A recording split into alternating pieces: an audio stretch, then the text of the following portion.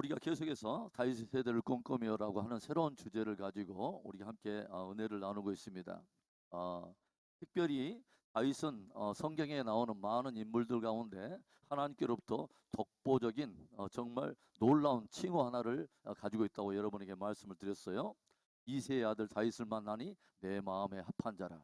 하나님께서 모든 인생들 가운데 이렇게 고백하여 인정하는 사람이 사실은 없습니다. 이새의 아들 다윗을 만나니 내 마음에 합한 자라. 그리고 주님께서 뭐라 하냐면 나의 모든 뜻을 저를 통해서 이루리라. 하나님께서 다윗을 축복하셨던 그 놀라운 평가와 또 하나님의 품으신 그 모든 비전이 다윗을 통해서 이루기를 원했던 그 은혜들이 저와 여러분에게도 임하기를 주의 이름으로 축원합니다.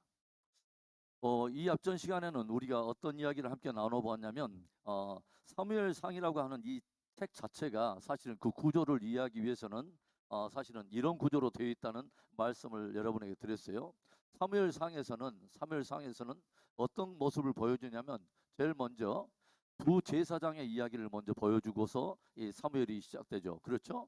그래서 사무엘상을 딱 펴보면 제일 먼저 첫 번째 제사장이 어떤 사람이 나오냐면 엘리라고 하는 제사장이 나오고 그 다음에는 누가 나오죠?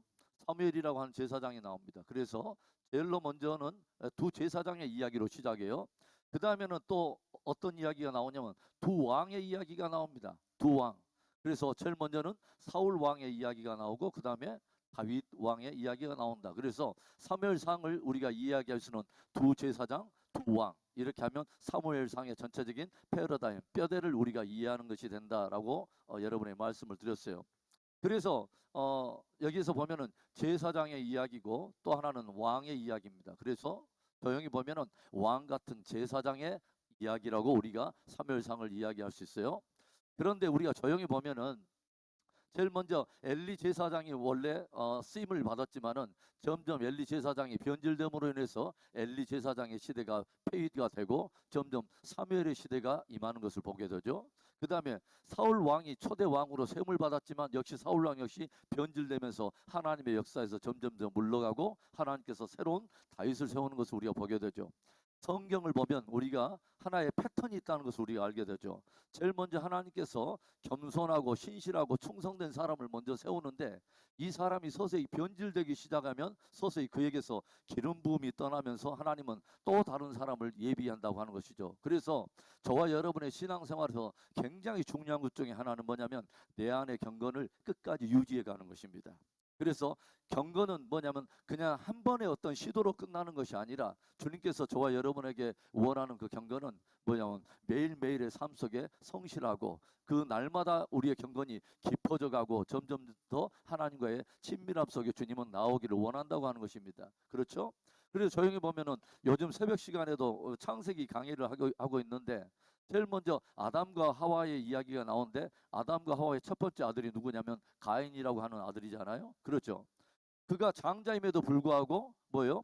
아우 아벨을 돌로 쳐서 죽이잖아요. 그러니까 가인은 인류 최초의 살인자가 돼서 하나님 앞에서 점점 떠나서 유리하면서 방황하는 자가 되고 이 가인 대신에 하나님께서는 이제 누구를 세우시냐면 아벨이 죽어버렸기 때문에 누구를 세우죠? 셋이라고 하는 사람을 세우잖아요. 그렇죠?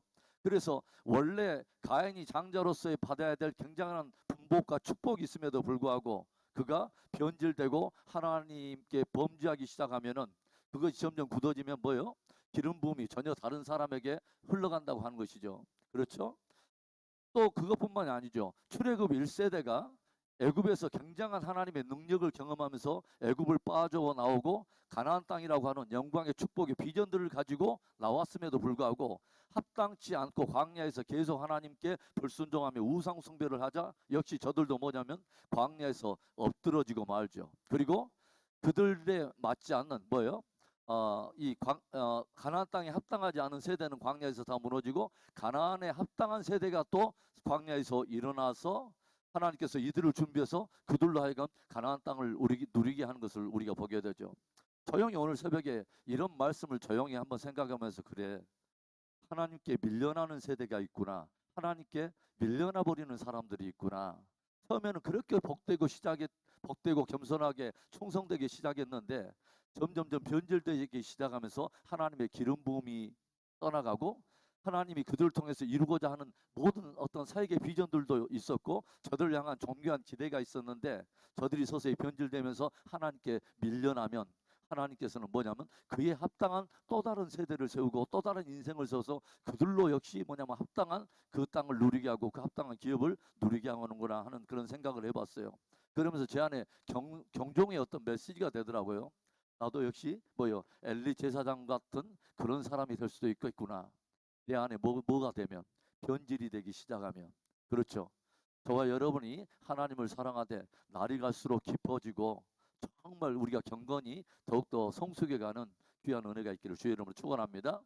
그래서 우리가 조용히 보면 하나님께서 이 다윗에게 끊임없이 연단하고 훈련해왔던 것이 바로 그거라는 생각이 들었어요. 여러분 이 앞전에 무엇을 봤냐면은 다윗의 생애를 우리가 연구해 가면서 굉장히 의미 있는 5개의 도시가 있었다는 말을 여러분께 드렸어요. 제일 먼저 등장하는 것이 베들레헴이라고 하는 이 마을인데 베들레헴이라고 하는 이 마을에서 누가 태어나냐면 다윗이 태어나죠. 다윗의 고향이고 다윗이 자란 곳이에요. 그런데 이 베들레헴에서 하나님께서는 다윗의 무엇을 달아봅니까? 아버지 이새의 심부름을 가지고 아버지가 맡기신 양떼를 광야에서 치는 그런 훈련을 시키죠. 하나님께서. 그렇죠? 아버지가 나에게 양떼를 맡기셨는데 이것을 어디서 치냐면 광야라고 하는 어떻게 보면 아무도 보지도 않고 눈길 한번 주지 않고 찾아오지 않는 바로 그곳. 나 혼자 있어요. 그리고 어떻게 보면 사람들이 주목하지 않고 있기 때문에 내가 대충 해도 사실은 누가 알아볼 수 없는 그런 일이라고 생각할 수도 있죠. 하찮아 보이는 일처럼 그렇게 여길 수도 있어요. 그런데 그곳에서 아버지의 양떼를 맡아서 성실하게 그 양떼를 쳐가는 다윗의 일상의 경건을 달아보시는 분이 계시다고 하는 거죠. 그 일상에 지극히 하찮아 보이는 일이지만 그것에 성실을 다하고 충성을 다하는 바로 그 다윗을 주목하던 분이 계시다고 하는 것이죠. 그래서 이 일상에서의 경건, 그렇죠. 하찮아 보이는 일상 속에서의 어떤 일이지만 그곳에서 하나님 우리를 달아보신다고 하는 것이죠. 그러죠? 그 다음에 뭐예요? 베들레헴 다음에 이 하나님께서는 다윗을 굉장히 이제 격을 높여주시죠. 뭐냐면 블레셋의 대장이었던 골리앗과의 싸움에서 이 골리앗을 물리치자 하나님께서는 기브아라고 하는 곳으로 다윗을 보내십니다. 기브아에는 뭐가 있냐면 사울의 궁전이 있어요. 그래서 광야에서 이름 없고 무명으로 살던 이 일개 작은 어떤 그 시골 목동 이 소년을 하나님께서는 굉장히 높이시죠. 그렇죠? 일상 속에서 경건과 충성됨을 하나님이 달아보시고 그 사람을 어디에 높이시냐면 왕의 궁전으로 갑자기 격상을 시키셔요. 그러죠. 하나님은요. 하나님은 모든 사람들을 주목하고 계시고 그 사람의 성실성과 또는 경건의 어떤 충성됨을 하나님께서 달아보시고 주님께서 반드시 그 사람을 높이십니다. 반드시 주님을 아시기 때문에 주님은 합당한 곳에 높이셔요. 그래서 골리앗과의 싸움에서 결국은 이 다윗이 이김으로 인해서 사울 왕이 다윗을 사랑하기 시작하고 그다음에 뭐요? 사울 왕의 아들인 요나단이라고 하는 왕자가 다윗을 사랑하는데 생명처럼 사랑했다고 성경에 기록되어 있죠. 그러죠? 그다음에 또 뭐요? 사울의 또 그 딸이었던 미갈이라고 하는 여인이 또 이 다윗을 사랑해요. 그 다음에 뭐냐면 다윗에게 이 오빠 부대들이 막 일어나자요. 그러죠? 사울이 죽인 자는 천천히요, 다윗이 죽인 자는 만만이다 하면서 이전에는 없던 굉장한 국가의 민심을 한 몸에 얻고 그야말로 최고의 어떤 격상된 지위로 하나님께서 올리셔요. 거기에서도 역시 하나님은 무엇인가를 달아보십니다. 뭐예요? 광야에서 아무도 없던 바로 그곳에서 일상에 하나님께 예배하며 충성되었던 지극히 작은 일에도 성실했던 그 동일한 성실과 경건이 과연 여기에서도 변질되고 되지 않고 동일하게 하나님을 예배할 수 있을 것인가, 동일하게 거기에서도 맡겨진 일에 충성할 것인가 하는 바로 그것을 달아본다고 하는 것이죠. 그러죠? 그 다음에 하나님께서 또 한번 또 이 다윗을 또 시험하시죠. 그러죠? 어떤 일이 일어나죠? 이 사울 왕이 갑자기 악신이 들려가지고 이 다윗을 질투하기 시작함으로 인해서 결국은 다윗이 여기 기브아에서 얻었던 모든 명성과 인기와 민심과 모든 것들을 다 잃어버리도록 다 잃어버립니다. 그리고 어디에 이 다윗이 들어가냐면 아둘람 굴에 들어가죠. 그래서 광야 다시 한번 광야를 전전 경건하면서 도망자의 신세를 경험하도록 하나님께서는 광야로 다시 한번 또 몰아내세요. 어떻게 보면 하나님이 허락하신 하나의 고난이라고 말할 수 있죠. 굉장히 실제적인 삶 속에서는 굉장히 고통을 느끼는데 하나님께서는 어떻게 보면 이 기꺼이 아둘람 굴에 다윗을 보내시더라고 하는 거죠. 모든 것을 얻었던 모든 것들을 다 잃었어요. 그렇죠. 민심도 잃고 어떤 인기와 모든 것들, 명예와 이 모든 것을 다 잃었어요. 그렇죠. 그리고 아둘람 굴에서는 누가 찾아오냐면 갑자기 뭐냐면 원통한 자, 빚진 자, 또 억울한 자, 막 또 병든 자, 연약한 자, 뭐 이런 사람들이 갑자기 아둘람 굴에 이 다윗이 있다는 소식을 듣고 그런 사람들이 들어오는데 몇 사람이 찾아오냐면 400명의 그런 사람들이 찾아와요. 모든 것을 다 상실해버리고 모든 것을 다 잃어버린 바로 그곳에서도 어떻게 보면 터널이라면 뚫려서 들어가는 입구도 보이고 나가는 출구도 보일 텐데 끝이 보이지 않는 이 아둘람 굴이라고 하는 언제 끝날지 모르는 바로 이 어두운 동굴 속에서도 과연 다윗은 모든 것을 잃은 바로 그곳에서도 하나님 한 분 때문에 예배할 수 있게 했는가? 이것을 하나님 한번 보시더라고 하는 거죠. 여러분 어떻게 보면 다윗처럼 파란만장한 인생을 산 사람은 없어요. 그런데 하나님께서는 마지막 시대에 특별히 뭐냐면 다윗의 무너진 장막을 다시 한번 보수하고 다윗의 세대를 일으키리라 하는 하나님의 거룩한 기대와 어떤 소망이 있기 때문에 저와 여러분에게 지금 이런 말씀을 도전하시는 거 아니겠어요? 어떻게 보면 저와 여러분에게도 크고 작은 희비의 쌍곡선을 타고 우리는 오늘도 살아가고 있고 끊임없이 인생을 살다 보면 이런 일들이 벌어지지 않겠어요? 그렇죠. 모든 것이 막 한 몸에 내가 모든 것을 얻은 양 하나님께서 한번 확 또 하나님 밀어주시면 보통 밀어주는 수준이 아니잖아요. 하나님이 또 밀어주시면 확 밀어주시잖아요. 그러죠. 그런데 또 하나님이 한번 사실은 훅 불면 사실은 우리 인생은 아무것도 아닌 거예요. 어떻게 보면 이런 쌍곡선을 통해서 우리의 연약한 인생의 실존을 하나님은 알도록 하시고 정말 하나님을 의지하는 사람으로 우리를 빚어가신다고 하는 것입니다. 할렐루야. 그래서 기브아에서도 역시 그 모든 것에서 충만한 데서도 하나님을 예배했던 이 다윗이 모든 것을 상실할 바로 그때 아들람 굴에서도 하나님을 예배하고 여전히 신실하게 하나님을 예배할 것인가. 그래서 이 앞전에 제가 이 아둘람 굴에서 다윗이 하나님을 노래했던 그 시편 하나를 제가 여러분에게 소개했어요. 시편 57편에 우리가 너무도 잘 알고 있는 말씀인데 우리 한 번만 더 찾아가겠습니다. 시편 57편의 말씀에 찾아가 봅시다. 저는 이 시편이 너무 좋습니다. 시편 57편에 그 부제에 이렇게 기록이 되어 있어요. 뭐라냐면 다윗의 믹담시 인도자를 따라 알다스에세 맞춘 노래. 다윗이 사울을 피하여 굴에 있던 때, 그러니까 사울의 추적을 피해서 아둘람 굴에 있을 때, 그렇죠. 굴에 있을 때 여기 굴 속에서 하나님을 예배하면서 고백했던 거예요. 그래서 제일 먼저 보니까 1절부터 쭉 이 앞전에 4절까지 내용을 보니까 굉장히 다윗의 어떤 지금 당하고 있는 고통의 수준을 지금 있는 그대로 다윗이 탄식을 하고 있는 거죠. 뭐예요? 하나님이여 내게 은혜를 베푸소서, 내게 은혜를 베푸소서. 내 영혼이 주께로 피하되 주의 날개 그늘 아래에서 이 재앙들이 지나기까지 피하리이다. 재앙이란 말을 썼어요. 그렇죠? 그 다음에 또 4절에 내 영혼이 사자들 가운데서 살며 내가 불사르는 자들 중에 누웠으니 곧 사람의 아들들 중에라.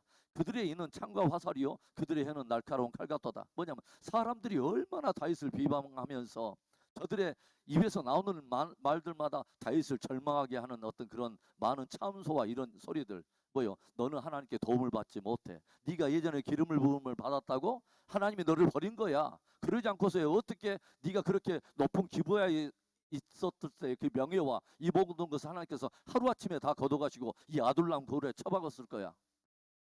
하나님을 불신하게 만드는, 끊임없는 참소하게 만드는, 하나님을 신뢰하지 못하게 만드는 원수들의 계속 비방하는 이러한 소리들이 들린다는 거죠. 그런데 다윗에게는 무엇이 어떤 영적인 근력이 있었냐면 수많은 사람들이 나에게 쏘아대는 비방의 화살들과 모든 것들이 날아옴에도 불구하고 그것을 진리로 받아들이지 않았다는 거예요. 모든 사람들이 어떤 던져주는 모든 말들이 내 영혼을 침몰하지 못하도록, 내 영혼을 침몰하지 못하도록 그들의 말을 결론으로 붙들지 않았다는 것입니다.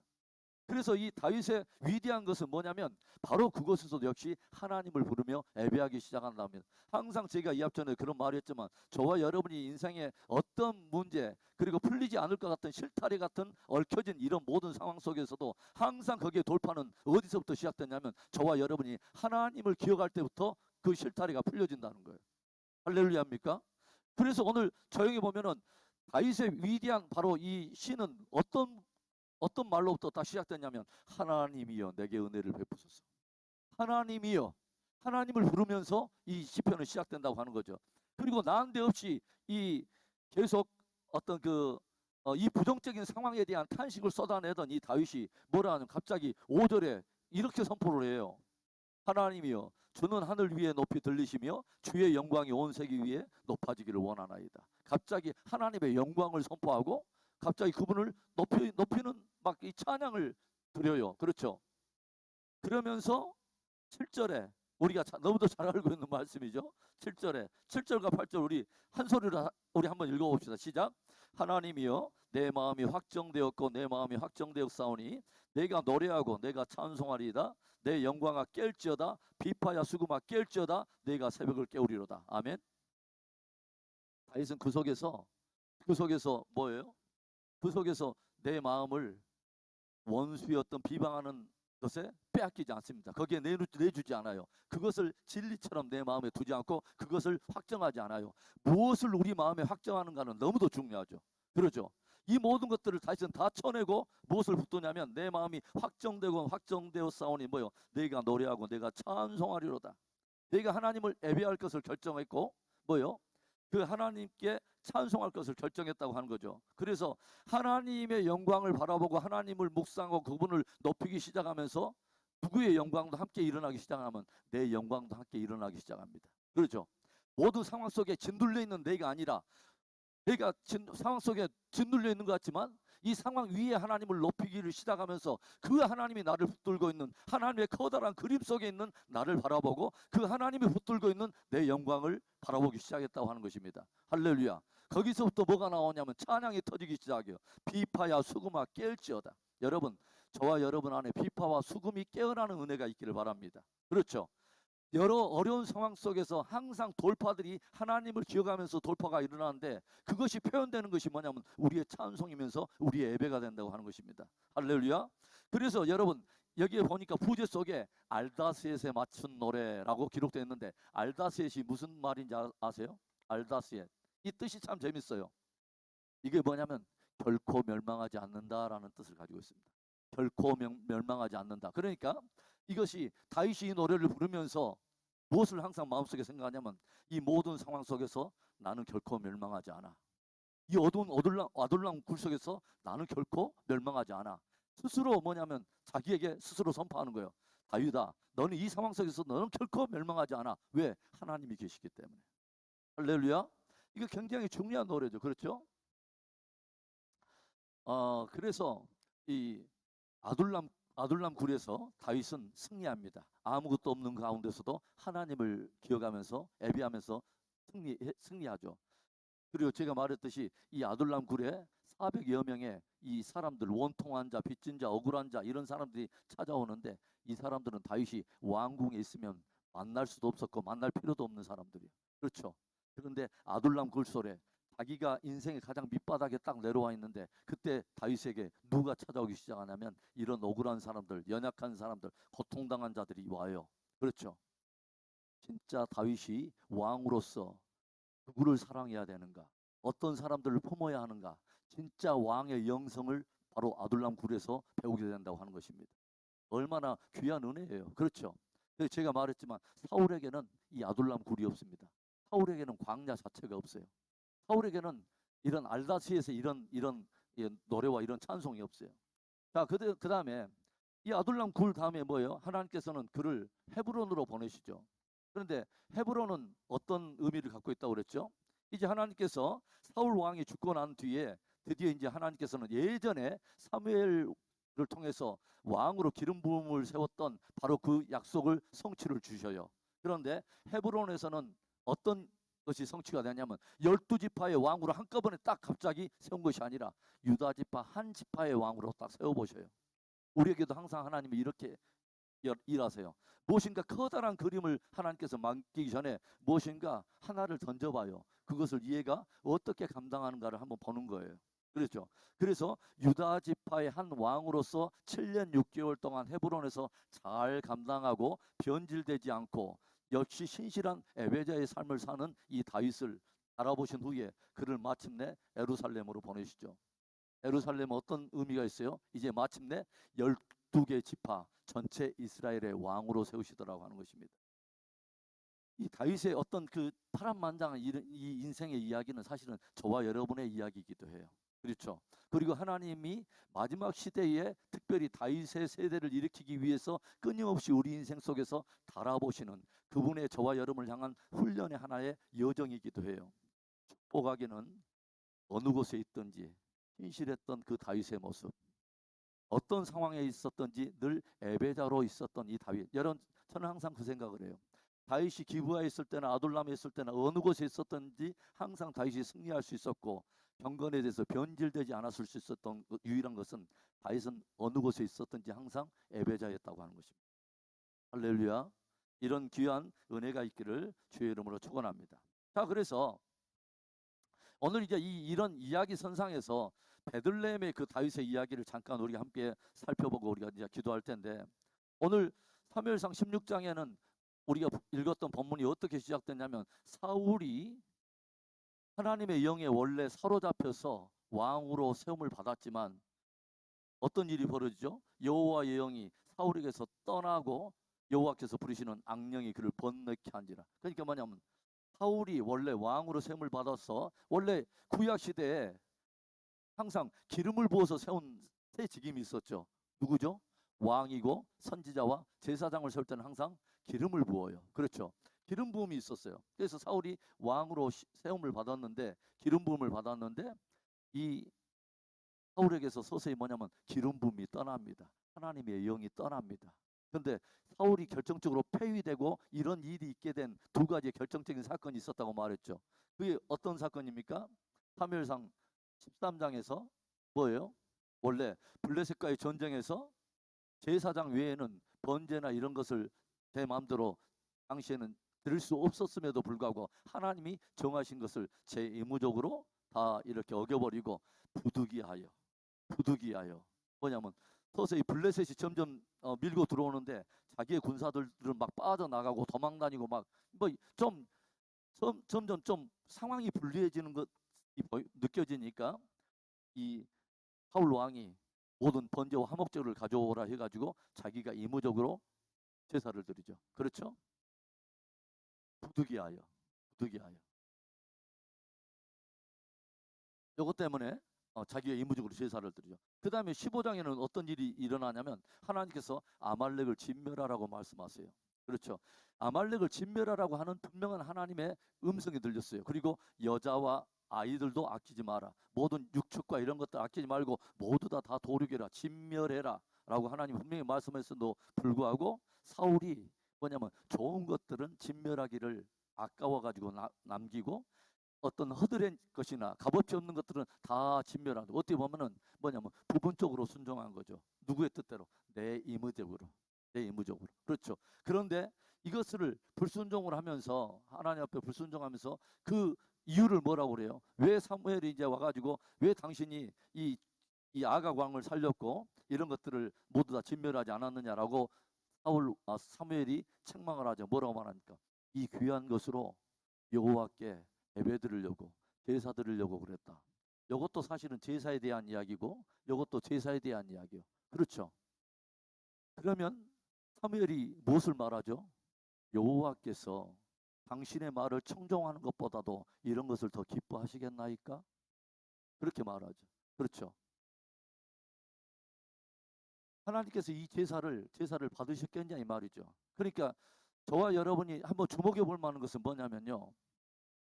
사울도 예배를 드리고 제사도 드려요. 다윗도 제사를 드리고 이렇게 하나님을 섬겨요. 그런데 뭐냐면 하나님이 받지 않는 제사가 있더라 이 말이죠. 우리는 그것을 어디서 봐요? 성경 가인과 아벨의 이야기에서 우리가 보잖아요. 그렇죠. 가인은 자기의 농산물과 이런 것들로 소산으로 하나님께 예배를 드리고, 또 아벨 역시 양의 첫 새끼로 제사를 드리는데 거기에 뭐라고 나오냐면 하나님께서 여호와께서 아벨과 그의 제물은 연락하셨으나 가인과 그의 예물은 연락하지 아니하셨더라. 하나님이 받으시는 예배가 있고 받지 않는 예배가 있다고 하는 것입니다. 그렇죠? 그래서 이 사울은 뭐냐면 사실은 다 보면 이 제사를 드리기는 드는데 사실은 뭐냐면 누구를 위해서 항상 제사를 드리냐면 자기를 위해서 드려요. 여호와를 위한 제사는 없어요. 하나님을 위한 제사는 없어요. 그러니까 하나님이 원하는 방법대로의 제사가 아니에요. 자기가 그냥 정해서 자기가 유리한 대로만 그냥 제사를 드려요. 그렇죠? 그런데 하나님은 이 제사를 미안하지만 받지 않으셔요. 그리고 사실은 이 일로 인해서 결정적으로 뭔 사건이 있냐면 이것으로 인해서 사울에게서 기름 부음이 떠나요. 기름 부음이 떠나요. 참 무서운 이야기죠, 여러분. 무서운 이야기죠. 그러면 이 사울에게서 기름 부음이 떠났던 결정적인 어떤 이유는 뭐예요? 그는 뭐예요? 하나님의 뜻을 구하지 않는 사람입니다. 하나님의 뜻을 구하지 않아요. 두 번째는 뭐냐면 하나님의 뜻을 알고서도 불순종해요. 이 두 가지 이유입니다. 이 두 가지 이유예요. 그래서 제가 그런 말씀을 드렸죠, 여러분. 하나님께서 원래 아담과 하와를 창조하실 때 당신의 형상과 모양을 따라 지음을 받은 아담과 하와에게 당신의 지으신 모든 만물을 뭐 하도록 만드시냐면 다스리라고 다 위탁하셔요. 그렇죠. 모든 걸 다 다스리라. 그래서 어떻게 보면 제가 그렇게 말했죠. 하나님이 아담과 하와를 그냥 단순한 사람으로 세운 것이 아니라 어떤 사람으로 세웠냐면 왕 같은 제사장으로 세웠다고 제가 말했어요. 왕 같은 제사장. 왕은 왕이에요. 그런데 어떤 왕이냐면 진짜 자기를 왕으로 세운 분은 따로 있고 자기는 그분으로부터 권세와 모든 것들을 위탁을 받은 청지기적인 왕이라고 말했어요. 그러면 이 모든 것을 위탁받은 이 왕이 아주 해야 될 두 가지 일이 바로 이거죠. 뭐요? 자기를 보낸 진짜 그 왕의 뜻을 묻는 거예요. 그 뜻을 구하는 거죠. 그리고 그것을 알았다면 그 뜻대로 다스리는 거예요. 그의 뜻을 따르는 거예요. 그렇죠. 이게 굉장히 중요한 이야기죠. 저와 여러분에게도 이 말씀이 굉장히 중요한 이야기죠. 왜냐하면 저와 여러분을 주님께서도 왕 같은 제사장으로 부르셨기 때문에 그렇습니다. 할렐루야. 자, 그래서 요 두 가지가 굉장히 중요하다고 하는 것이죠. 여러분, 요것이 흔들리기 시작하니까 하나님은 더 이상 아담과 하와를 쓸 수가 없어요. 그렇죠. 왕의 뜻을 구하지도 않고 뜻을 알아도 그대로 따르지 않아요. 그러면 하나님께서는 그 사람을 쓸 수가 없으니까 뭐냐면 역사의 무대에서 서서히 그 사람이 밀려나는 세대가 되는 거예요. 밀리기 시작해요. 그렇죠. 그러면 하나님 또 어떤 사람을 찾을 것 같아요? 바로 이거. 하나님의 뜻을 구하며 그의 뜻이라면 순종해 오는 바로 그 사람, 그렇게 반응하는 사람을 찾으셔요. 이것을 보면서 주님이 뭐라 하냐면 이새의 아들 다윗을 만나니 내 마음에 합한 자라. 그 뭐냐면 내 마음을 쫓아오는 자, 내 마음 안에 있는 뜻을 늘 물으면서 내 마음을 쫓아오는 자. 그리고 나의 뜻이 확실할 때는 그는 항상 뭐냐면 모든 대가를 지불하면서 그것을 순종하는 사람. 바로 이 이야기입니다. 어떻게 보면 성경 전체 이야기에 성경 인물들의 이야기의 한 핵심이 지금 이것입니다. 그렇죠. 여러분, 그래서 이것을 딱 변질되기 시작하니까 하나님께서 사울 왕을 더 이상 폐위시킵니다. 그래서 사무엘이 뭐라냐면 왕이 여호와의 말씀을 버렸으므로 하나님도 당신을 왕이 되지 못하도록 버렸나이다. 맞죠, 여러분? 굉장히 중요하죠. 굉장히 중요하죠. 그래서 여러분, 하나님의 뜻, 말씀, 이 하나님의 뜻이 말씀을 우리 안에 갖는다는 것이 너무너무 중요하죠. 그래서 바로 이것이 딱 변질되니까 무엇이 떠나면 하나님의 영이 떠나요. 하나님의 영이 떠난다는 뭐냐면 더 이상 쓰지 않겠다는 것입니다. 그렇죠. 그리고 하나님의 영이 떠나면 항상 사람은 뭐냐면 영적 존재라 하나님의 영이 떠난다는 말은 이제는 뭐냐면 또 다른 어떤 영의 지배를 받는다는 이야기입니다. 하나님의 영이 떠나면 하나님의 영이 아닌 또 다른 것에 내가 지배를 받는다는 것입니다. 그러니까 성경은 다윗이 뭐라면 성령의 소욕을 받느냐 아니면 육체의 소욕을 받느냐라고 정확히 말해줘요. 중간지대는 없다. 그래서 저와 여러분이 중요한 것은 성령의 충만함을 받는 것입니다. 할렐루야. 그래서 여러분 성경에 참 재밌는 이야기가 나오죠. 여러분 하나님의 영이 떠나니까 부리시는 악신이 드디어 사울에게 역사하기 시작해요. 여러분 그러면 악한 영은 무엇을 좋아할까요? 무엇을 좋아하냐면 이런 사람을 좋아해요. 자, 누가복음 어디 가냐면요. 자, 누가복음 한번 찾아보. 누가복음 11장 찾아봅시다. 누가복음 11장에 귀신의 이야기가 나와요. 자, 누가복음 11장에 24절을 봐봅시다. 누가복음 11장 24절에 이런 말씀이 나와요. 더러운 귀신이 사람에게서 나갔을 때 못 없는 곳으로 다녀? 물 없는 곳으로 다니며 쉬기를 구하되 얻지를 못하고 이에 이르되 내가 나온 내 집으로 돌아가리라 하고 가서 보니 그 집이 청소되고 수리되었거늘 이에 가서 저보다 더 악한 귀신 7을 데리고 들어가서 거하니 그 사람의 나중 형편이 전보다 더 심하게 되느니라. 어떤 이야기가 나오냐면 귀신이 어떤 사람에게서 떠나서 어디를 돌아다니면서 쉬기를 구하냐면 물 없는 곳으로 돌아다니면서 쉬기를 구해요. 그런데 성경에서 항상 물은 두 가지 의미를 말해요. 성령과 말씀을 의미해요. 성령과 말씀. 그렇죠. 그래서 뭐냐면 말씀이 없는 곳에, 그리고 뭐냐면 성령이 없는 곳에 이런 역사들이 일어나게 되고, 그 다음에 뭐예요? 자기가 이렇게 돌아다니면서 쉬기를 구하는데 자기가 머무를 것을 찾지 못하자 어디를 갑니까? 자기가 원래 떠나왔던 그 사람을 한번 찾아가 보는 거예요. 그 사람을 근데 딱 가보니까 그 사람이 다 청소가 돼 있어요. 그 영이 청소가 됐고 마음이 청소가 됐어. 그랬더니 어떤 일이 일어납니까? 자기보다도 훨씬 강한 자 7귀신을 데리고 들어와서 그 안에 아예 줄을 들고 머물렀어요. 그런 이야기를 지금 들려주는 거예요. 무엇을 말하냐면 여러분 굉장히 중요한 거예요. 우리가 주님을 믿고서 우리가 내 안을 내가 정리하고 내 영혼을 맑게 청소하고 내 자신을 비우는 것도 굉장히 중요한데, 바로 그 빈 곳에는 반드시 뭐냐면 하나님의 성령과 말씀으로 채워야 된다고 하는 것입니다. 할렐루야. 비우는 작업도 굉장히 중요하지만 비우고 가만히 놔두면 안 돼요. 뭐냐면 그 자리를 계속 이제는 뭐냐면 하나님의 말씀과 성령으로 채워야 된다고 하는 것이죠. 할렐루야. 이거 굉장히 중요해요. 그렇죠? 여러분 우리가 어디 가서 막 청소를 했어도 빈 상태로 가만히 놔두면 어떤 일이 생기죠?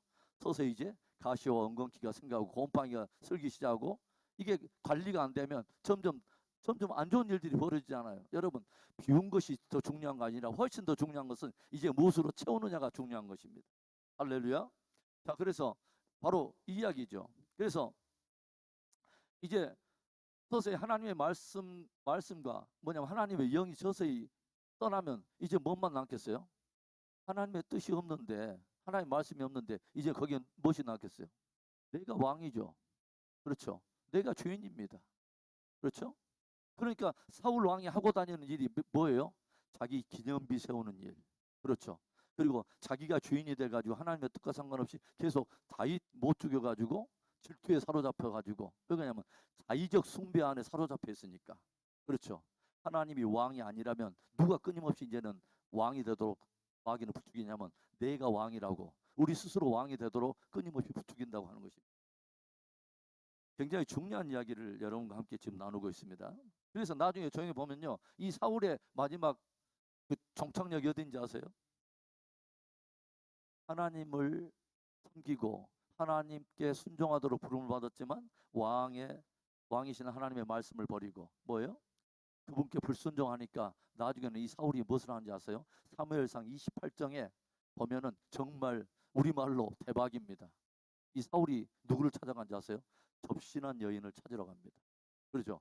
이때도 블레셋과의 전쟁에서 무엇인가 하나님께로부터 막 뜻을 구하는데 하나님으로부터 음성이 안 들려. 왜 그러냐면 이제는 하나님의 뜻을 버리고 불순종했던 사울 왕이 완고해지고 그곳에서 딱 이제는 아예 그냥 견고해지고 단단해지니까 하나님의 말씀이 들리지를 않고 하나님이 역사하지 않아요. 왜 그러냐면 하나님의 영은 떠났는데.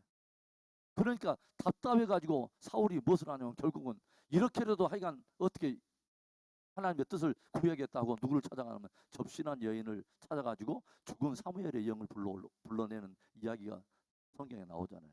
그렇죠. 결국은 끊임없이 사울은 무엇을 했냐면 자기를 위해서만 제사를 하는 것입니다. 사실은 겉으로 표면적으로 하나님을 제사한데 자기를 위한 자의적 숭배의 한 모형으로 끊임없이 이런 일을 했다고 하는 것이죠. 여러분 우리들의 예배가 하나님을 위한 예배이기를 바랍니다. 하나님이 원하시는 예배. 굉장히 중요하죠. 자, 그래서 이제 사울 왕에게서 이제 기름 부음이 떠나고 이제는 그 기름 부음이 누구에게로 가냐면 드디어 다윗에게로 이제 흘러오는 것을 우리가 보게 되죠. 그래서 그 동안에 계속 광야에서 그다음에 그 훈련받았던 이 다윗을 하나님께서 드디어 이제 역사의 표면에 이제 드러내시며 다윗을 이제 쓰시는 이 장면들이 이제 쭉 나오게 되죠. 여러분, 다윗의 위대한 것은 뭐냐면요.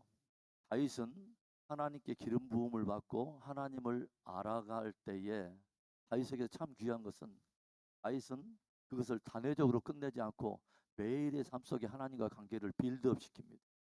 날마다 하나님과의 관계를 더욱더 더 깊도록 나의 경건 안에 나를 계속 내어드리는 훈련을 다윗이 하는 것을 보게 되죠. 다윗이 그래서 변질되지 않는 것입니다. 여러분. 그래서 그러니까 다윗의 귀한 부분이 그런 부분이에요. 그래서 시편 4편 3절에 보니까 그런 말이 있어요. 여호와께서는 당신을 위하여 경건한 자를 택하시는 줄을 내가 아나이다. 하나님이 누구를 찾으냐면 경건한 자를 찾으신다는 거죠. 자, 하나만 이제 더 보고 마무리하겠습니다. 뭐냐면 이 사울 왕에게 악신이 들었을 때 이제 어떤 일이 있냐면은 신하들이 이런 권면을 하죠. 뭐냐면 15절에 사울의 신하들이 그에게 이르되 보소서 하나님께서 부리시는 악령이 왕을 번뇌하게 하온즉 원하건대 우리 주께서는 당신 앞에 모시는 신하들에게 명령하여 누구를 찾으라고 하냐면 수금을 잘 타는 사람을 구하게 하소서. 하나님께서 부리시는 악령이 왕에게 이를 때 그가 손으로 타면 왕이 나으시리다 하는지라. 이상하죠. 악신이 사울 왕을 괴롭히는데 신하들이 누구를 불러오게 하냐면 수금 타는 자를 찾아서 그를 불러오라는 거예요. 수금 타는 자. 그렇죠? 그리고 이 수금 타는 자가 이 노래를 하면은 악신이 무너질 거라고 하는 것이죠. 이것을 신하들이 권면을 했어요. 그래서 누가 뽑히냐면 바로 다윗 왕이 뽑혀서 이 소년 목동이 뽑혀서 이 사울 왕에게 불려 올려지죠. 그래서 18절에 소년 중 한 사람이 대답하여 이르되 내가 베들레헴 사람 이새의 아들을 본즉 수금을 탈 줄 알고 용기와 무용과 구변이 있는 준수한 자라 여호와께서 그와 함께 하시더이다 하더라. 그리고 23절에 하나님께서 부리시는 악령이 사울에게 이를 때에 다윗이 수금을 들고 와서 손으로 탄즉 사울이 상쾌하여 낫고 악령이 그에게서 떠나더라. 우리는 다윗에게서 우리가 무엇을 보냐면 다윗이 가지고 있는 살아있는 예배, 다윗이 드리는 찬양 속에 담겨있는 놀라운 능력을 우리는 배우게 돼요. 그렇죠? 다윗이 광야에서 끊임없이 해왔던 일 중에 하나는 뭐예요? 아무도 보지 않은 곳에서 바로 그것에서 하나님을 예배했다고 하는 것입니다. 바로 그것에서 수금과 비파를 항상 튀면서 하나님을 찬양했던 이 다윗은 아둘람 굴에서도 그 어두운 곳에서도 무엇을 하냐면 비파야 수금아 깰지어다 내 영광아 깰지어다 새벽을 내가 깨우리라.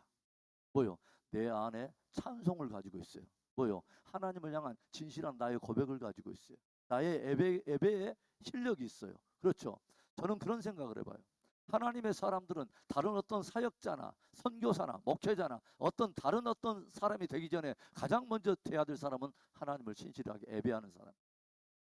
예배하는 사람이어야 돼. 예배하는 사람이 선교사여야 돼요. 예배하는 사람이 사역자여야 돼요. 그렇죠? 하나님을 예배하지 않고 다른 일을 한다?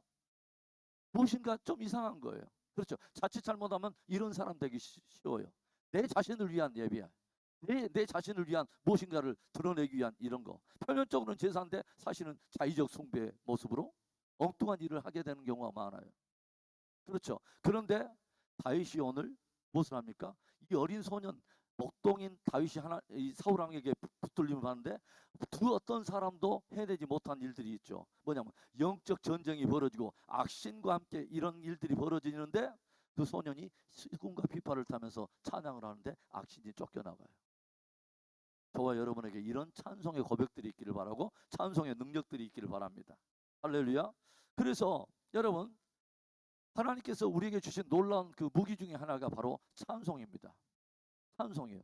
하나님께서는 참 이상해요. 하나님은 자신을 어떻게 계시하시냐면 이스라엘의 찬송 가운데 거하시는 하나님이라고 주님 말씀해요. 나 여호와는 이스라엘의 찬송 가운데 거하시는 여호와라. 그래서 여러분 조용히 보면 뭐가 있냐면 그 하나님께서 이 성막을 이렇게 짓도록 하시고 이스라엘 백성들로 하여금 이렇게 성막을 중심으로 포진해서 항상 그하든지 행진하도록 하는데, 이 성막에 들어가면 마지막 골이 어디예요? 지성소가 있죠. 지성소. 그렇죠? 지성소가 하나님의 임재가 있는 곳이에요. 그렇죠? 지성소가 있는데 이 지성소로 들어가려면 이제 성막을 들어가야 되는데 이 성막 앞쪽에 있는 세 개의 지파가 있는데, 이 세 개의 지파의 깃발은 누구의 깃발이 세워졌냐면 유다 지파가 그 앞에 서 있습니다. 유다 지파. 여러분, 유다의 뜻이 뭔지 아세요? 야곱의 넷째 아들인 유다의 이름의 뜻은 찬송이란 뜻입니다. 여러분, 찬송함으로 그의 궁정에 들어가 뭐요? 감사함으로 그의 문에 들어가 찬송함으로 뭐요?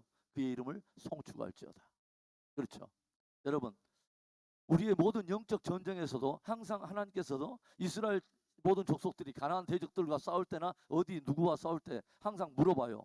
하나님, 우리 각 12지파 중에 누가 먼저 올라가야 됩니까? 하나님 항상 대답이 하나입니다. 유다 지파부터 가야 될지니. 유다 지파가 올라가야 될지니. 여러분, 그래서 항상 영적 전쟁의 전방에는 누가 있냐면 찬송의 군대들이 있습니다. 찬양하는 사람들이 있어요. 그렇죠? 여러분, 이상하죠? 바울과 실라가 빌립보 감옥에 있는데 그 가운데서도 무엇을 하죠? 한밤중인데 감옥에 착고에 있고 다 있는데 그 가운데서 찬송을 해요.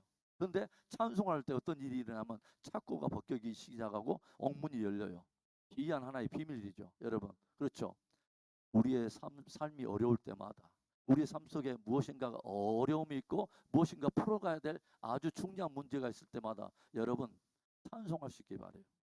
여러분, 예배 안에 놀라운 하나님의 임재의 비밀이 있고요. 우리가 찬송할 때 하나님께서 함께 하십니다. 그래서 여러분 역대하 20장에서도 우리가 그걸 봤잖아요. 뭐요? 그 여호사밧 왕 때 그 모압과 암몬과 에돔 족속 3개 연합군들이 쳐들어왔을 때 놀라운 하나님의 전략은 뭐예요? 야, 너희들은 두려워하지 마라. 저 적들로 인해서 두려워하지 말고 너희들은 뭐냐면 내가 이름대로 해라. 그래갖고 하나님의 전략이 뭐냐면 제일 먼저 찬송하는 사람들이 별로 앞에 선봉에 서서 다른 사람들이 서서히 나아가는데 하나님께서는 그 가사까지 주시죠. 뭐예요? 우리에게 임하신 우리를 위하신 여호와의 인자하심이 크고 영원하도다. 우리에게 향하신 하나님의 인자하심이 영원하도다. 그래서 이 찬송을 부르는데 성경에 뭐라 하냐면 저들이 찬송을 시작할 때에 20장 22절에 그 노래와 찬송이 시작될 때에 여호와께서 복병을 두어 유다를 치러 온 암몬 자손과 모압과 셀산 주민들을 치게 하심으로 그들이 패하였으니. 저는 이것을 한번 여러분에게 도전하고 싶어요. 내가 지금 내 삶 속에 지금 문제 있는 어떤 문제들이 있어요. 그 문제들을 조용히 하나님 앞에 내려놓고 그 문제를 생각하면서 그 문제의 주권을 하나님 앞에 올려드리며 여러분 한번 찬송해 보세요. 그 다른 어떤 찬송하지 말고 하나님을 높이는 찬송, 하나님을 높이는 찬송, 마음껏 그분의 주권을 선포하는 찬송을 한번 해보세요. 여러분, 하나님이 어떻게 한번 역사를 하실 것인가를 한번 여러분 기대하면서 그분을 한번 예배볼 수 있기를 바라요. 그래서 시편 149편 6절에 이런 놀라운 말씀이 있어요. 149편 너무도 제가 좋아하는 이 말씀인데 성도들에 대한 이야기입니다. 뭐냐면 성도들의 입에는 하나님에 대한 찬양이 있고 그들의 손에는 두 날 가진 칼이 있도다. 그래갖고 149편에 그 뒤에 말씀이 너무도 주옥과 같은데 우리 한번 찾아보죠. 그 말씀만 찾고 우리 끝내겠습니다. 자, 149편 제가 저번에 한번 소개했던 말씀인데 여러분 이 말씀을 여러분 한번 무기처럼 한번 사용해 보세요. 이런 말씀이 있죠. 뭐라 하냐면은 자, 5절 보겠습니다. 5절에 성도들은 영광 중에 즐거워하며 그들의 침상에서 기쁨으로 노래할지어다. 그들의 입에는 하나님에 대한 찬양이 있고 그들의 손에는 두 날 가진 칼이 있도다.